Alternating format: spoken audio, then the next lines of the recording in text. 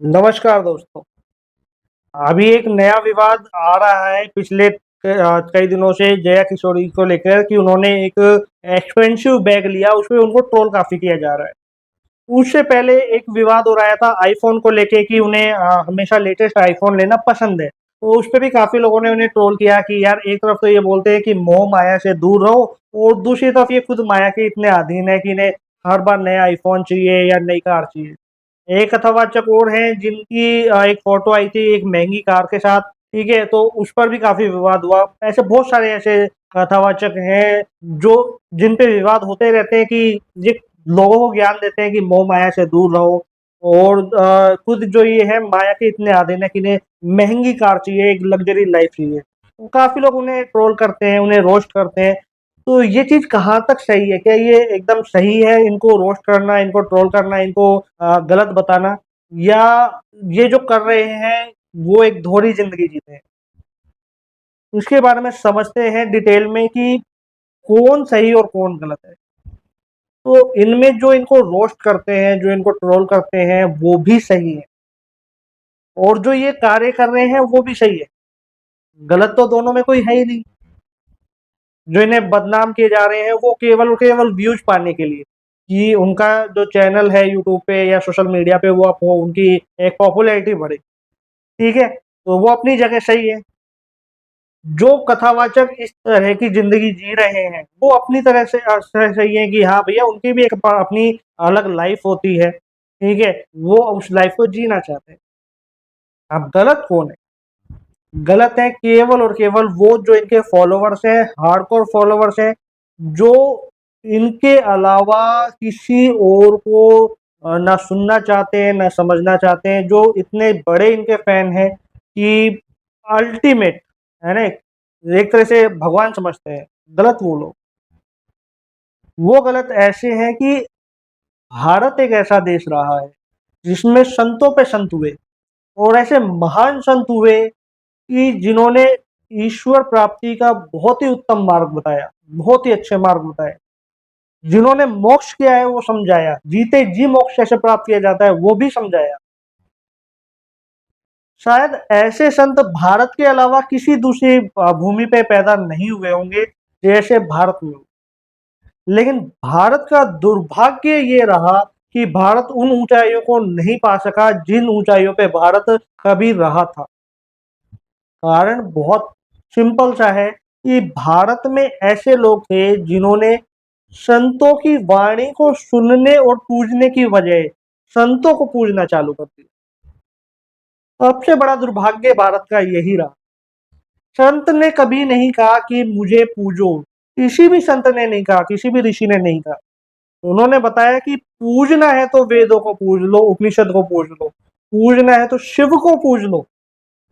शिव है क्या संतों ने बताया, ईश्वर क्या है, परमात्मा क्या है, सत्कर्म क्या करना चाहिए हमें ये संतों ने बताया, लेकिन हमने किसी बात को ध्यान नहीं दिया।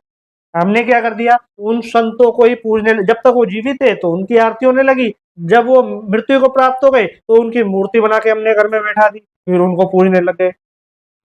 ये भारत का दुर्भाग्य रहा है, भारत में ऐसे मूर्ख व्यक्ति भी रहे हैं और आज भी हैं। आज जितने भी कथावाचक हैं ये हमें बताते हैं कि मोह माया से दूर रहना चाहिए, ठीक है? तो ये किस सिचुएशंस में बोल रहे हैं उसको समझो और वो जब समझ में आएगा जब आप स्मृतियाँ, कहानियाँ और इन चीज़ों के हटकर वेदों का अध्ययन करोगे, उपनिषद का अध्ययन करोगे, उनको सुनोगे, समझोगे तब समझ में आएगा। लेकिन उनके सुना कोई नहीं चाहता, उनको पढ़ना कोई नहीं चाहता, क्यों? क्योंकि उनमें स्टोरीज़ नहीं होती, उनमें एंटरटेनमेंट नहीं होता, बोरियत फ़ील होती है, इसलिए आप लोग उन्हें नहीं सुनना चाहते, नहीं समझना चाहते। इसलिए दुर्भाग्य ये है कि किसी भी कथावाचक को हम लोग भगवान बना के बैठा देते हैं और जब आप किसी को भगवान बना के बैठाते हो तो उसको इतनी ऊँचाई दे देते हो कि अपनी ही एक कल्पना में अपने ही नियम आप गढ़ लेते हो कि यार मेरे ये नियम है कि मैं चाहता हूँ कि मैं जिसको पूज रहा हूँ, जो मेरा इष्ट है, उससे ये गलतियाँ ना हो।